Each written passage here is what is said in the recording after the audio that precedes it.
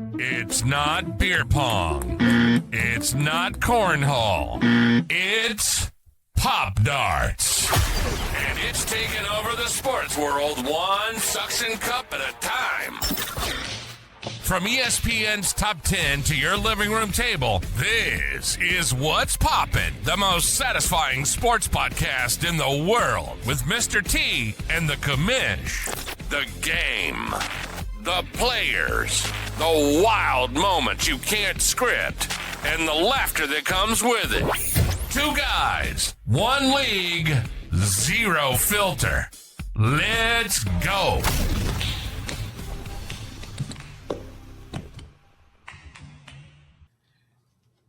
What's poppin', everybody? You got Mr. T and the Commish here, episode 4, season 2, talking all things Pop Darts. We got a great episode today, a lot of fun. Got an exciting guest that we're going to be interviewing, so stick around and let's jump right in.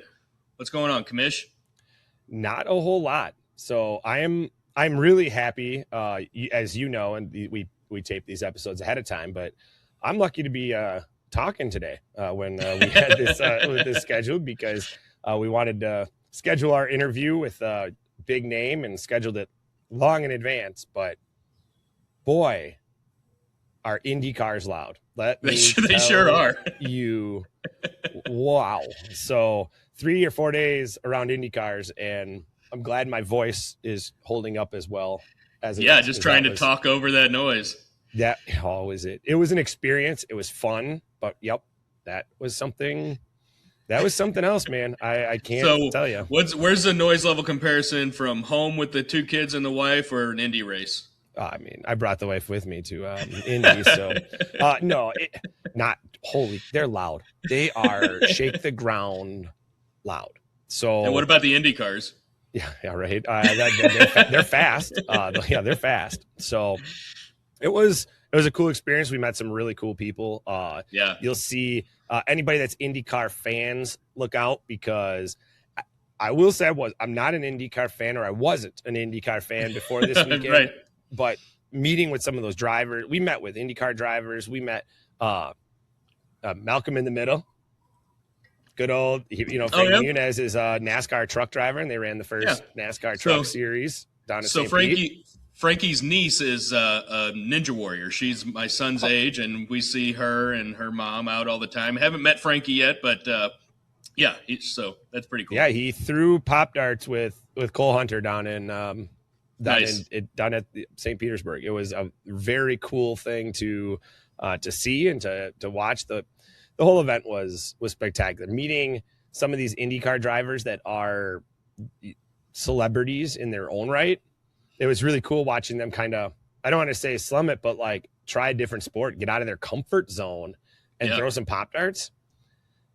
Not surprisingly, dude, premier athletes don't take that long to figure it out. There was some pretty good throws amongst those players. So that was very, very cool. And now we're turning our heads. By the time this airs, we will have either taped or be during the week of taping the first ESPN event. So that is really, really exciting times coming ahead for the Pop Darts community in terms of really scaling up and getting going. So is that going to be a live event? The first ESPN event is not live. So it is a production event. So there will be, we are having a big pre-production party. So anybody is welcome. There's, the Commish throws a pretty good party. So for that Friday night, we're gonna be down there. We've got food, we've got drinks.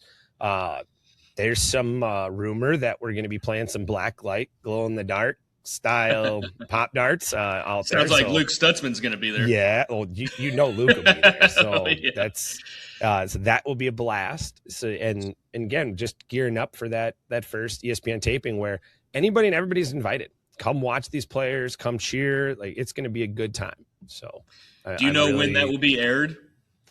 I don't yet, actually. Okay. I don't. I don't know that we know yet. So I know that once the production's done and finalized and edited, it'll go into, to ESPN and their people and be scheduled. So I do not know. But sometime between now and August. Well, there's another taping between this one coming up and August. So right. I'm saying they'll all be aired between now and August. There will be 2 aired between now and the national championship. So right. I would anticipate that April timeframe, guessing a little bit there, but that's when I would kind of anticipate you're going to see that cool. Mid-April is when I would think it would air. So it'll be exciting. So tell us a little bit about our guest that we had on the show today. So we've got Josh Carman coming on the show today, the co-founder and CEO of Popdarts PD Games, and we're going to get into his head. We're going to get some history of Popdarts, get some future of Popdarts, and everything that's going on between then and now. And it's a great conversation. We are really looking forward to it. And when it comes to these guys, Josh and Jason, man, if it's anything like it was when we talked to Jason, he's going to have some stuff that'll make you think. He's going to have some stuff that those guys really, they're really passionate about this sport. They're very passionate about this. And again, I am very cautious when I call it game. They don't love the word game. They love game more than toy. Sure. But they don't love that. So they're very passionate, and it really comes out when you talk to them about what they have going on. So I'm very excited to see. And I know I tossed it in there for you to see, but we did not show Josh the last question that we have for him today in the interview. So I'm kind of excited to see his reaction to that. So we send him his got a bit of prep. a zinger for him. Yeah. We send him the prep, but we don't always give him everything. We got to get some have some surprises in there. Mm-hmm. We got to keep them on their toes. So. Why don't we jump into the interview? Let's do it. What's up, guys? Welcome to episode 4 of What's Poppin' with Mr. T and the Commish. Today's episode is called Inside the Inventor's Head. We are meeting with Josh Carman, the co-founder and CEO of Popdarts, the man himself. Can't wait to get into this one. Can't wait to get into the head of Josh Carman and see what the history and the present and the future of Popdarts is going to be. Got to be careful getting inside this head there, Tyler. So it should come with a warning. Yeah, Josh, you don't know this, but the prior 2 episodes, these guys were blessed, if we want to call it blessed, with getting into the head of Mr. T and myself. So they got 2 episodes that were about us and equally scary, but I think they're ready to get into somebody else's head after watching those 2 episodes. It's messy up there. Yes. Yeah, absolutely. Well, thanks for having me, guys. Appreciate it. Yeah, so Josh, I'm going to start you right off. Like, what was the original vision? So you guys started all this from the beginning. What was the original vision? What were you guys thinking? Yeah. I'll walk you through. I mean, some of you guys might already know this story, but it was basically me out axe throwing. And I just loved the idea. Like one night went out with a bunch of friends, loved the idea of that axe flying through the air and sticking to that bullseye. Super satisfying. So COVID hit, locked indoors. I'll make a long story short. And we're like, hey, man, I wonder if there's a way to make this game or give that same sense of satisfaction indoors without flinging sharp objects around and throwing them at your fridge or wall. I mean, yeah. So we're kind of walking through a bunch of different ideas. But the bigger thing, I guess, to your question is the original vision was competition.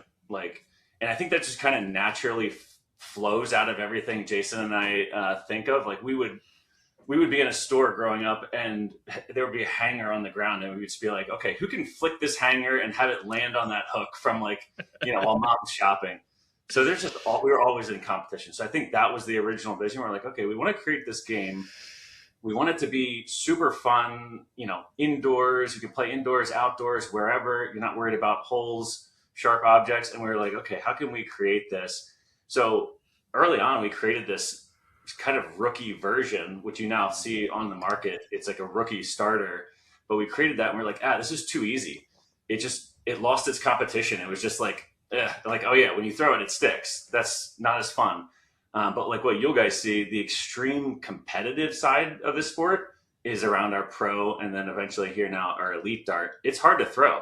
And people watch you guys like Mr. T hitting T-knobbers on Sports Center and Jeremy at every single event. Like they see you throw and they're like, oh, this is easy. I can go do it. And then they pick up a dart and they're like, oh crap, this is actually pretty hard. So yeah, original vision was we want it to be fun, competitive at its core, and just like super portable and can go anywhere. Yeah, We really definitely cool. achieved that. Yeah. It's funny you say that it loses its like luster. We had a guy come up to us that couldn't figure out the pro darts, and he's like, I want to throw these rookies. And I looked right at him and I said, you're not throwing the rookies. I was like, we're gonna work with you on this pro, but you're not throwing the rookies. All of a sudden he started sticking the pro, and I'm like, here, now throw the rookies. Threw the rookie once and goes, absolutely not. He's like, no way. Yeah. He's like, no, that's not happening. Yeah.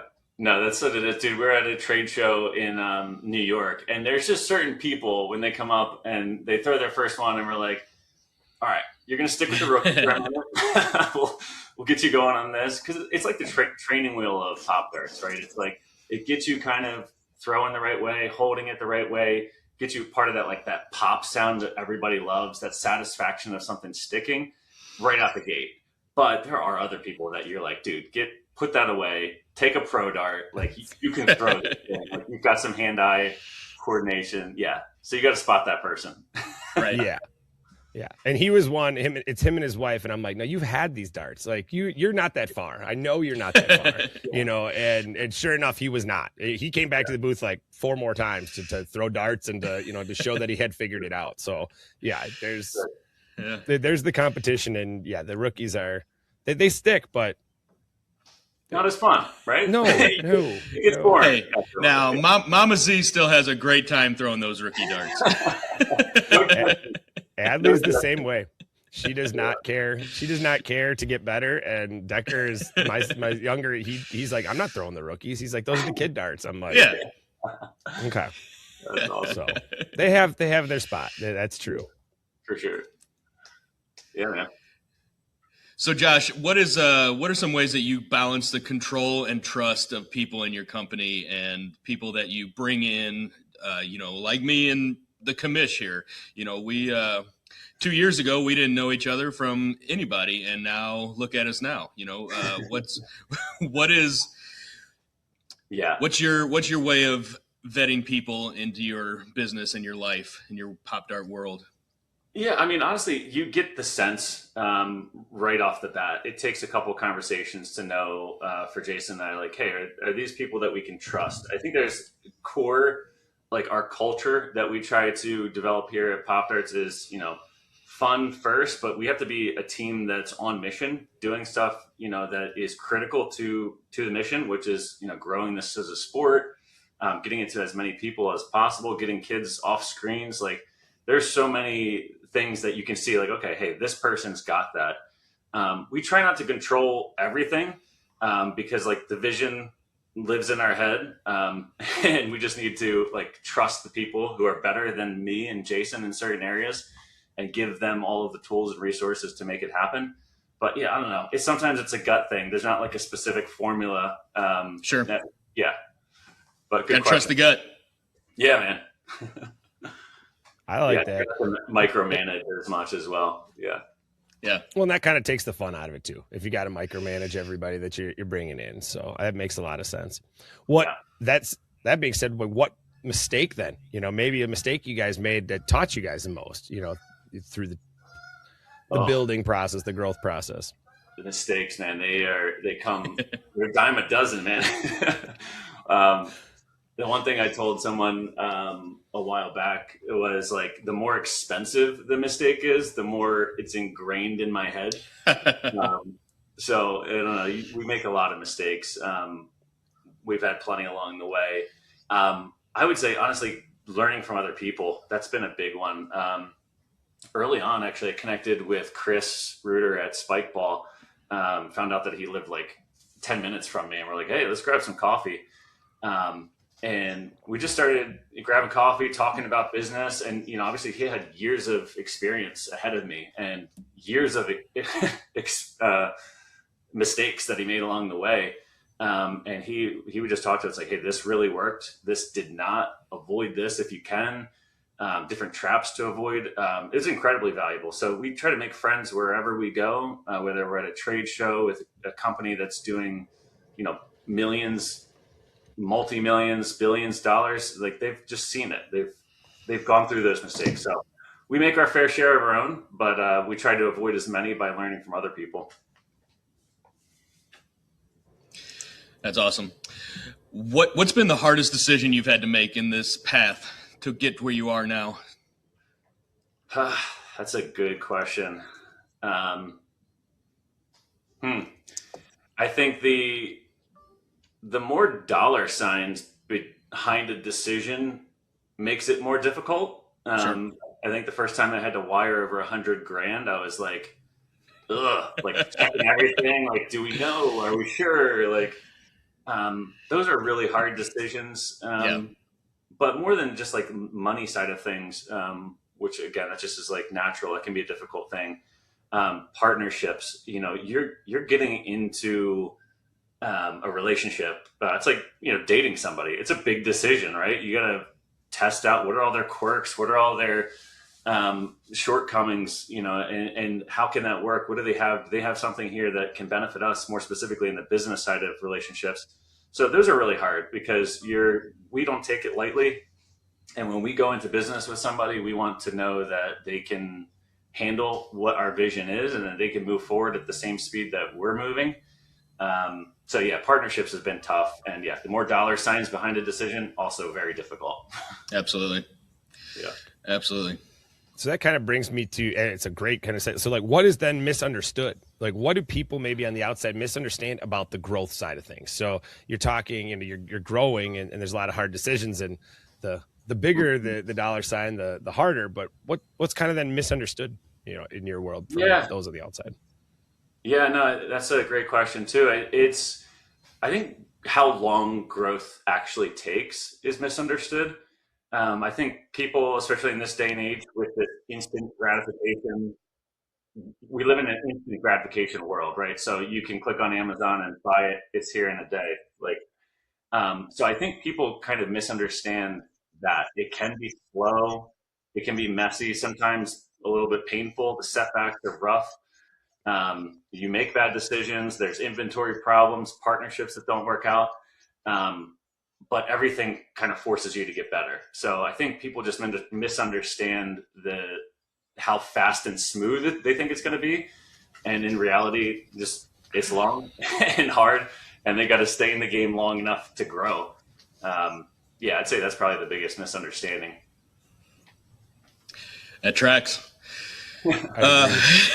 Man, yeah, we've been there. We're still working on growing and the misunderstandings, but so give me an example or a specific time where that your ego got checked and you had to step back, take a look at yourself and be like, hey, listen here, Josh. Yeah. Oh gosh, every day. It feels like, I think knockoffs, man, those are gut checks.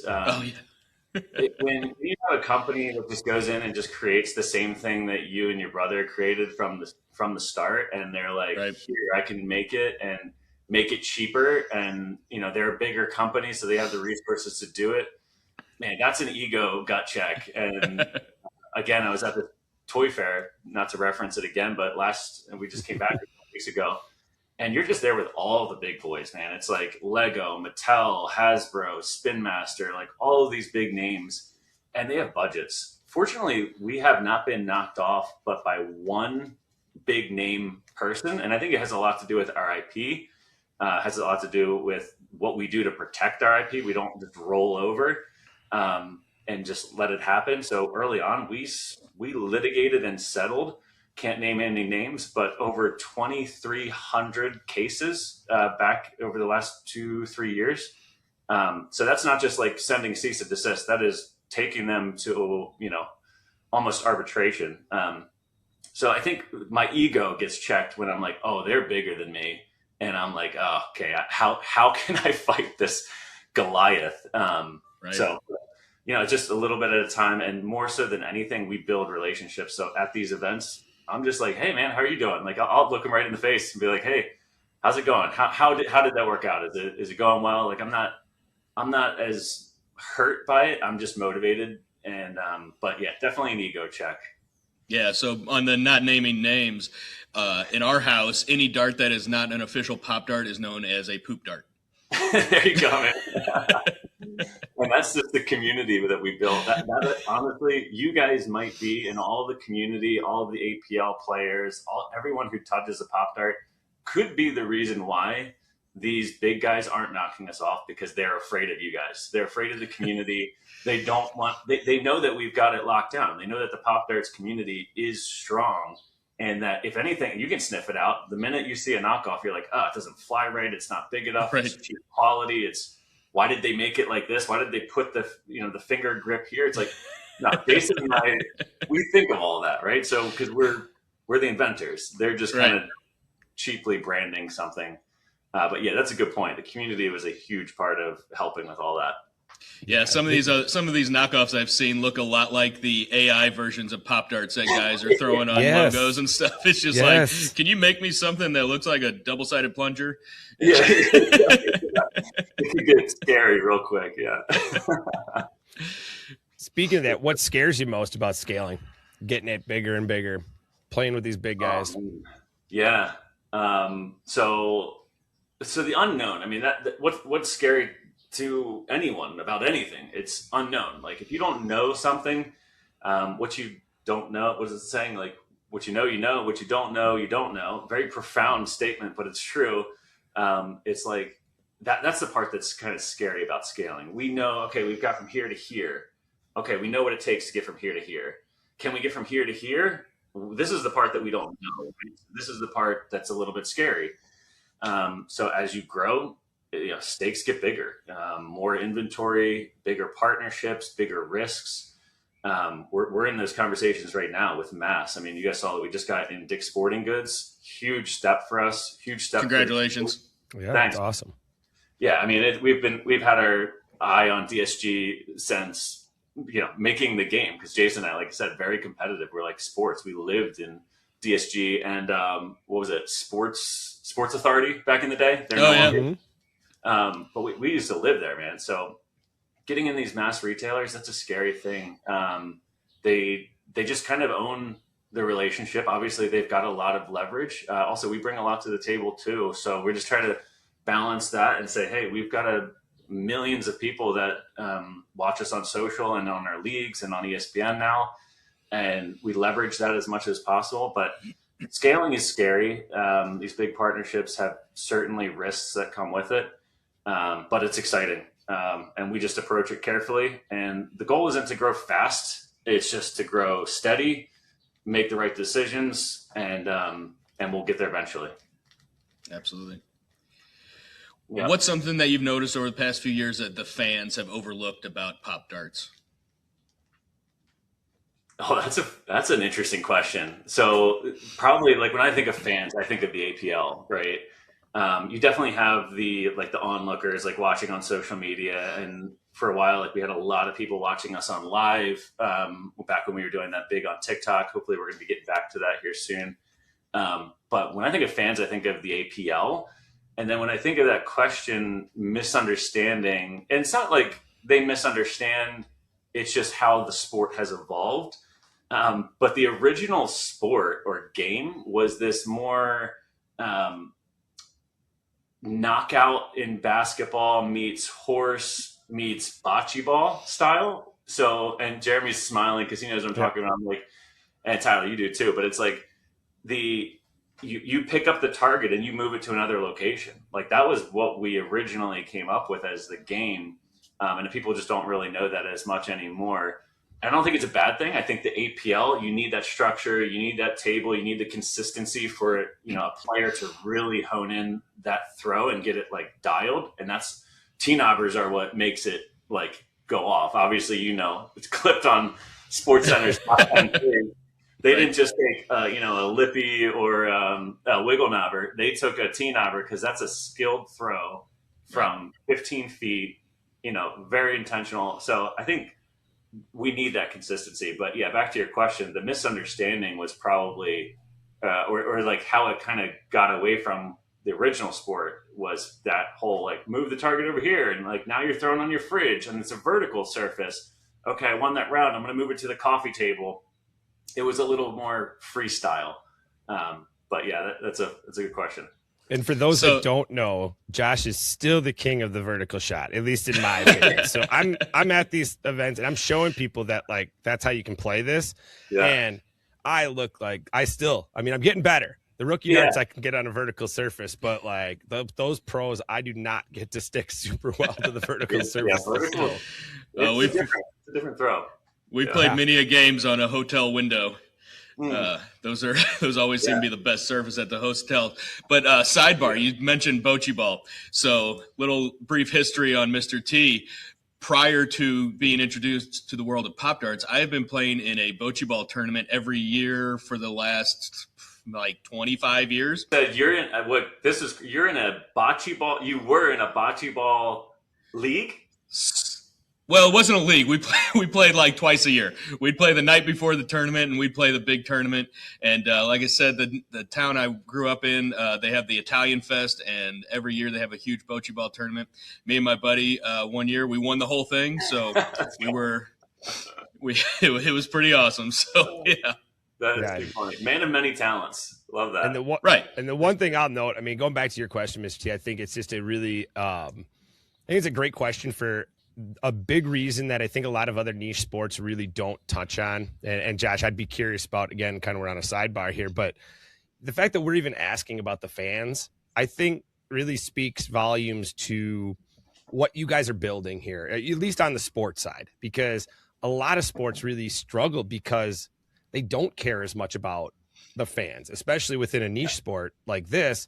They're so worried about growing players and growing the league that I feel like fans kind of get left out when sports like this are getting built. And you guys have really concentrated on creating an awesome fan experience, at least so far. Well, I mean, I feel if you're, and I said player before, like APL, but it is about the fan. And honestly, it's about the fans and the players equally, because I mean, Mr. T, you were in it. You had the lights on you. You're on ESPN. You're playing.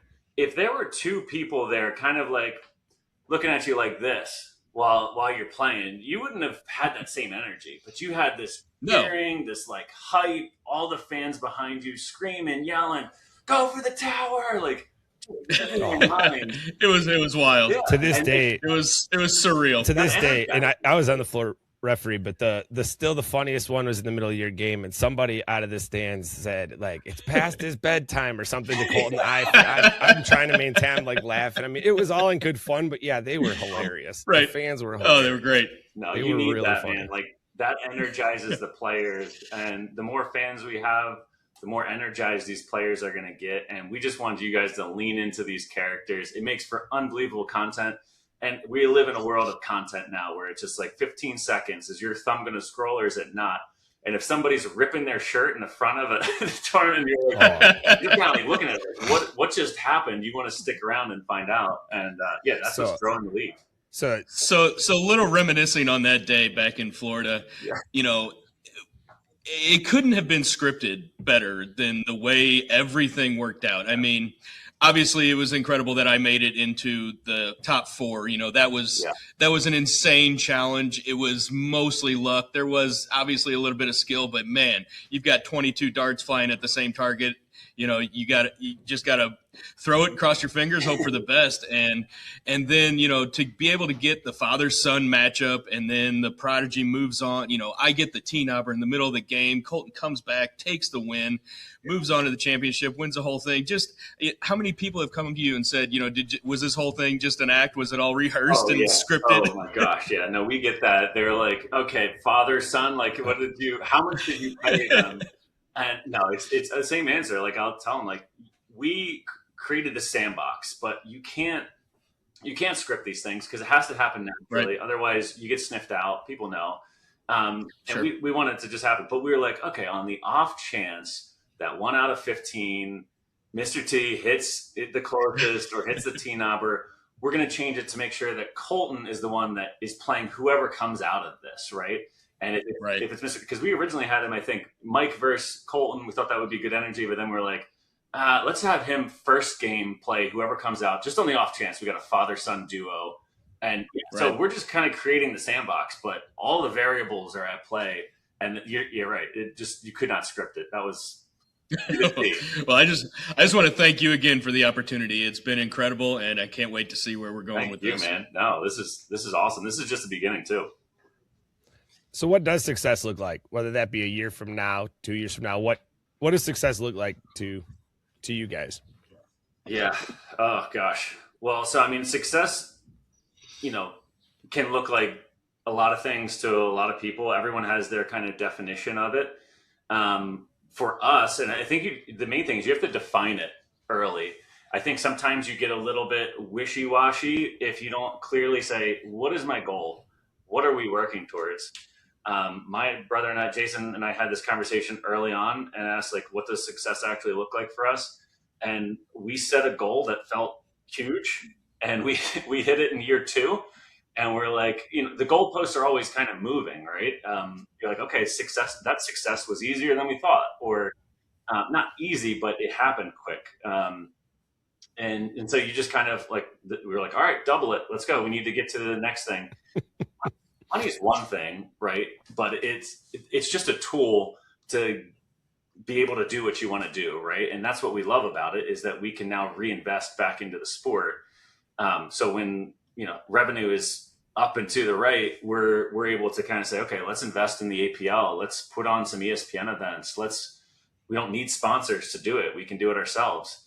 But I think the biggest thing is the success is when we hear dads and sons playing together, kids getting off screens, getting outside, doing something competitive. That means a lot. Like that was big for us, for what defines success for this.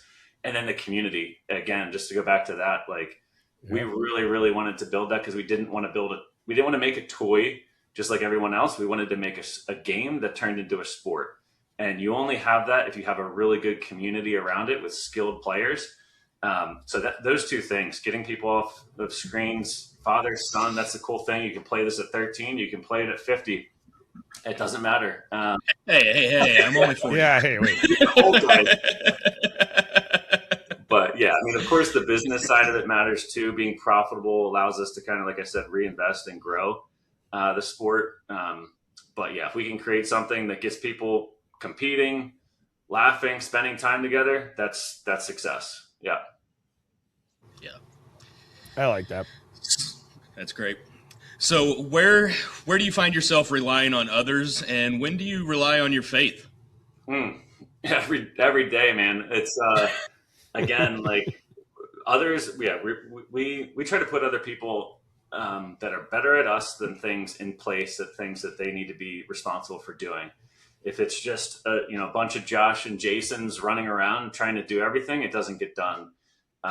People have unique talents and gifts and even quirks that help them do their job better. So that's what we look for. We try to spot that in people. I think we do a decent job of being able to say, okay, this person is the fit for this role, and this person is not the fit for this role. And we try to quickly make that decision. But yeah, as far as faith, man, everything is a blessing, right? I mean, everything is from him, and we are just the stewards of it. So every day, that's just, it's hard because you have to be like, okay, I worked for this, but he gave it to me. Just really trying to make that set in every day is kind of like, you have to gut check your ego on that. But yeah, and we just know that certain things come into play that we're like, like back to the ESPN thing, was that like you couldn't script it, but maybe someone did script it, and maybe he was, okay, this is what needs to happen. This is the exact recipe that needs to happen for this to go viral, to this hit the SportsCenter's top 10. I mean, when that dart left your hand, not to call this angels in the outfield, but like, right. So it's like, yeah, we put our faith, but more than anything, because we're not like, I'm definitely not like looking for signs and like waiting for a vision and like waiting for an audible voice from heaven. We're going and doing, but the key thing to all of it is thankful for what he's provided, thankful for the doors that he's opened. So yeah, I think that's how we kind of position ourselves. Awesome. Yeah, I like that. And you mentioned that we talked about the competitive side, but when when did you like really first, so you invented it, you went through all of that, getting it to market. When did you really first see Pop Darts as like, this is competitive. This is no longer casual fun. Not that it can't be, but when did you really see that it like kind of took over on the competitive side? Honestly, immediately. But I think that just goes back to whose hands it was in. It was in my brother and I's hands. So like, yeah, maybe this could have started off as casual fun if somebody was like, oh yeah, I like to play games and I'm whatever. But it started off in Jason and I's hands and a couple of my friends, and we were all competitive, man. Like I said, if we're throwing washers in a tin can, I'm going to try to beat you at it. Like, I don't care if it's the first time I played this game. I'm going to like secretly go behind the shed and be playing real quick. Like, figure out how am I going to do it? So I think to answer your question, immediately it turned competitive, but that's also the nature of the game itself. It's difficult. It's not super easy. So just like a basketball, like I tell people when they're like, oh, why is it so hard? You should have made it like this. And I'm like, okay, well, here, hold this basketball for a second and look at that 10-foot rim over there. Now stand back 15 feet. Like, they'd be like, oh, that's way too hard. Why didn't you make the circle hard like this and the ball smaller and 8 feet instead of 10 feet? Well, it's like, well, then LeBron would be casually dunking down on you. And, like, so we try to make it competitive, a little bit difficult to play, but easy to, really be religiously playing and pick it up and get better and master. Right. Yeah, I know at our house, it was never a game. From the day it showed up on the doorstep, it was me versus Colton. Yeah. And, he was 9, I think, when we first got him, 10 maybe. Crazy. But, I've never been the, oh, you can win this one, buddy. I'll let you win. I've never been that guy. It's always been, if you want to win, you're going to have to earn it. I love that. Yeah, you guys are super competitive. And it's crazy, speaking of the fact that he was 9, like watching that compilation video. I know it. I'm like, the kid grew, like 10 inches during the video. And he's probably grown 3 inches since I've seen him last. I mean, that's how, like, every time I see a video of him, I'm like, what happened to the kid that I just saw? He's wearing my shirts now. We're sharing a closet. He's wearing my t-shirts, and I'm buying him a new pair of shoes every 6 weeks because he got to size up. Dude, it's crazy, but that kind of, and think about the competitive advantage he has too, and anyone who's starting early on. I mean, it's just second nature to him now. Yeah, that's pretty cool. Right, it is. All right, Josh. Final question. What's next? Everything. Nice. It's crazy because like we're talking about this, and it feels like in some sense we've come so far from making this in my basement and Jason and I being a part of every marketing video that we ever put out and piece of content to now what it is. But in another real sense, it feels like just literally the beginning of where we're at. Right. This partnership with ESPN is huge. It really kind of authenticates us as a real sport. We don't take ourselves too seriously. This isn't the NBA. This isn't the NFL. Like, we get that. And again, that goes to the fact of like how hard it is to truly be in the NFL and play football on that level. And same thing with the NBA. But it's skill. There's definitely something to it. So just the fact that we have this partnership with ESPN is huge. We're really getting massively into retail, like I said, this year. And then honestly, we have interest globally, and we have for a little bit, but now to the point of like, okay, we need to do something about this. How do we actually think about the UK, the EU, Australia, like all these other countries, Japan, where they're just like, hey, we see you guys. We want to be a part of this. How do we be a part of this? So it's like, the scale is unbelievable where it can go. So I think that's what's next is like literally everything. So awesome. So thoughts and prayers, man. We're going to. All right. So, all right. I know he said last question, but this is the last question. And we send you prep questions. And of course we got to get a couple genuine. So Jason mentioned in his interview that we had with him last season on our podcast that you sent him a Shark Tank pitch video and that he thought it was the funniest. We mentioned on the podcast at the time it would be absolute gold to be able to see that someday. And Jason laughed. Yeah.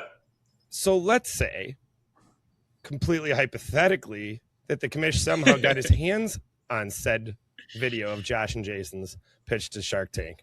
Yes. Are we posting that? Are we negotiating a buyout on that? That's interesting. Well, let's do this. Let's talk off camera, and then let's see what that video looks like. No, we do a reenactment too. Like, I mean, I could do an AI reenactment of it. I will say, as somebody who's now seen them, that they are as much gold as we thought they were. Those were awesome. So they were great. So, dude, we thought that was really funny. So, yeah, it was a good little pitch, good little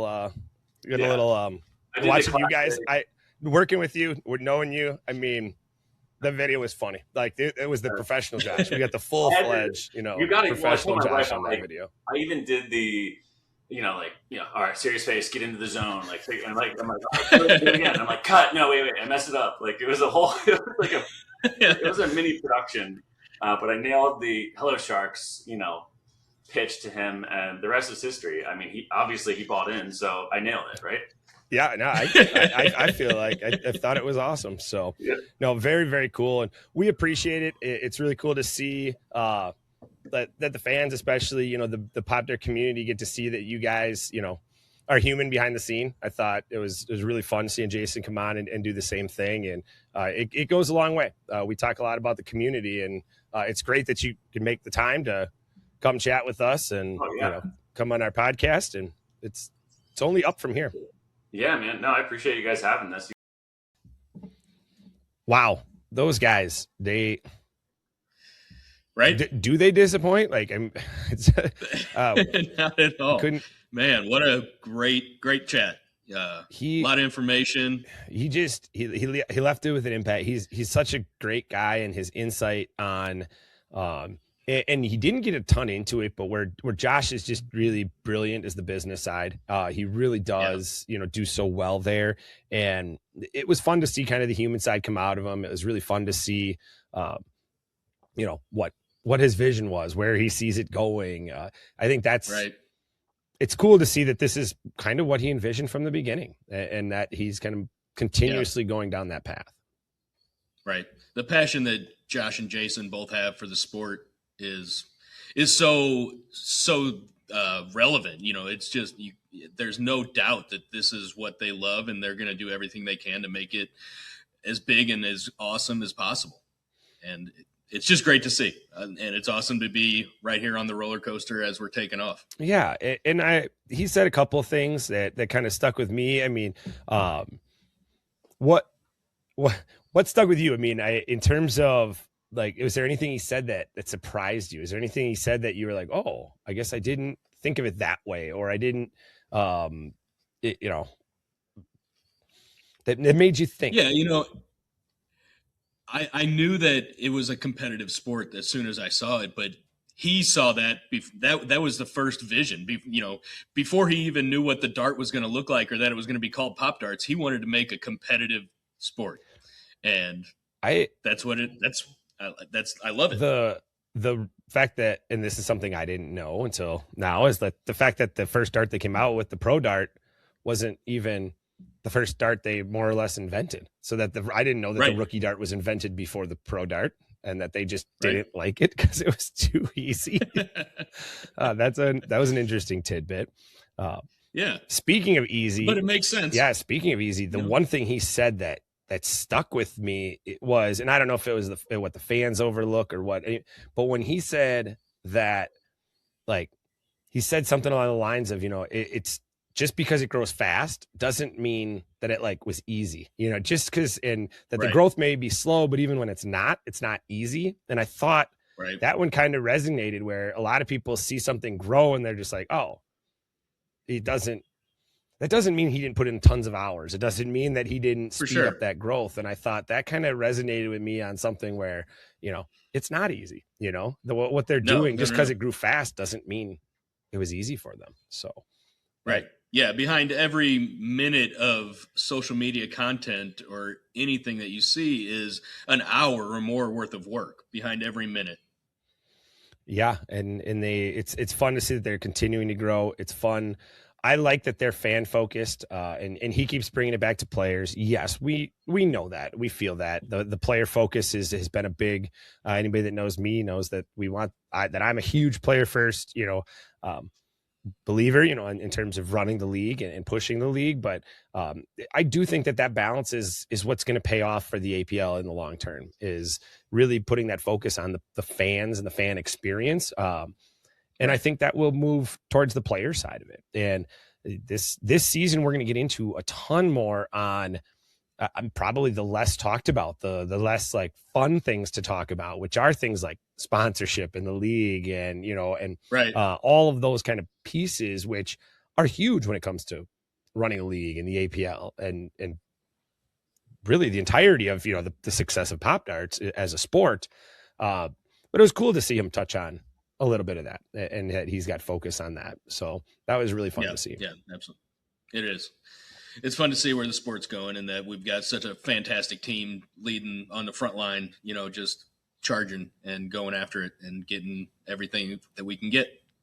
Yeah. And I would say another thing that really stuck out is that, they've recognized what they do well. And what did he say? He said they stepped aside and they don't micromanage, or the people that they trust. Right. And it couldn't be more true, at least from my experience. They don't often micromanage me. They kind of let me loose, which is fun for me, but also I think it's pivotal in terms of us continuing to grow and move forward. Is they are so good at what they do, and they just keep doing it. And that's right. Really cool. And it's fun for them to see that that's kind of what they're acknowledging and what they're doing. And it was a really human interview. It's really fun to see, we'll call them the idols of the sport, within the idols of the sport piece, growing. I'll tell you, after my experience this weekend, one of the things that you guys are kind of giggling about, and I almost brought it up, is the fans. The pros are gonna have fans, guys. I have pictures of people that are taking pictures with the pros. They're like, you guys are gonna be on ESPN, you guys are gonna be, and like then we're taking like pictures with them. So hey, that's cool.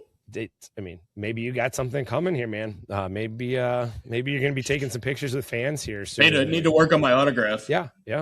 I've little known fact, Josh and I had to sign a box at one of the conventions I was at with him, because the kids, they were really nice, but they're like, you guys were on ESPN, and they had to sign a box. I was like, yeah, I was in the bottom corner, dude. Like, you don't need my signature. But yeah, it's cool to see that we are getting fans. I think that's what drives the sport and continues the sustainability of it. But we need action figures. Oh no, yeah, that would be something else. So that would be. I don't know if we should have action figures. No, I don't think so. That'll be like we were saying in the interview, like it's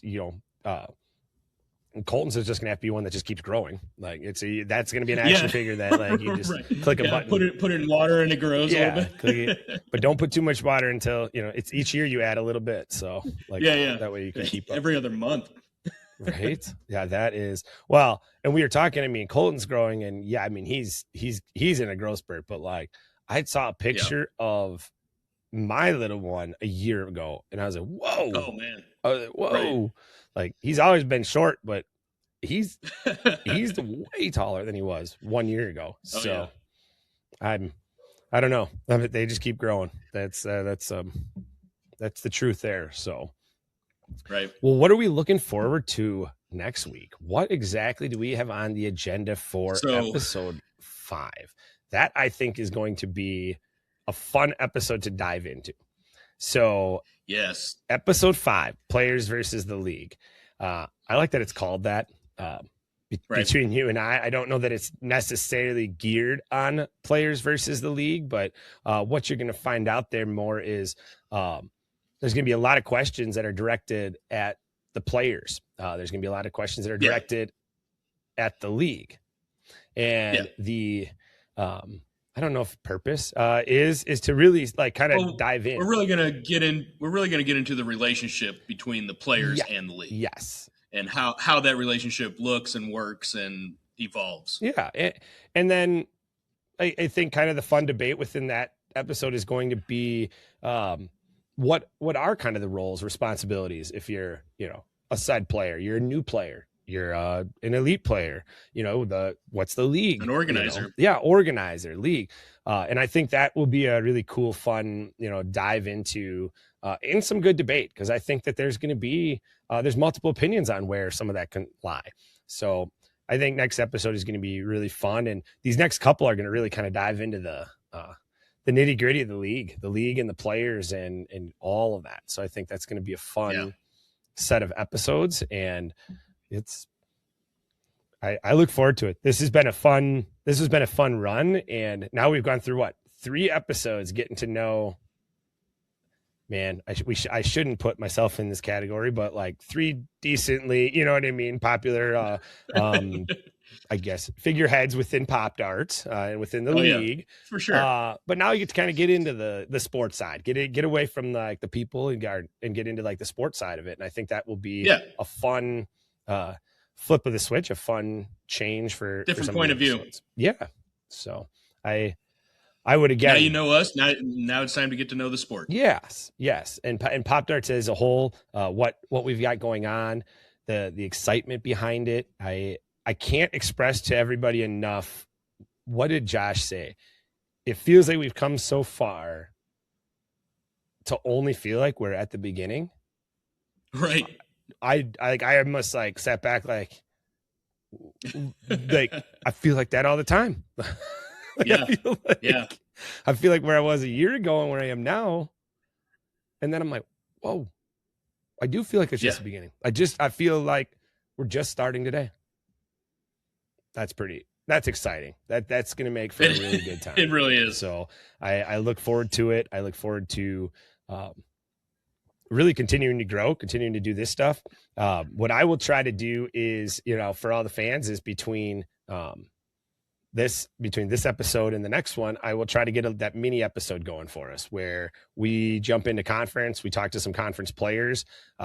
I know it happened a couple weeks ago, but it'll be really good because it'll kind of line up with ESPN starting to record and air and a lot of that. So I'll put together that mini episode between me and you, and interviewing those players, seeing the results, all that kind of stuff. So I think that will make for a pretty cool little mini episode.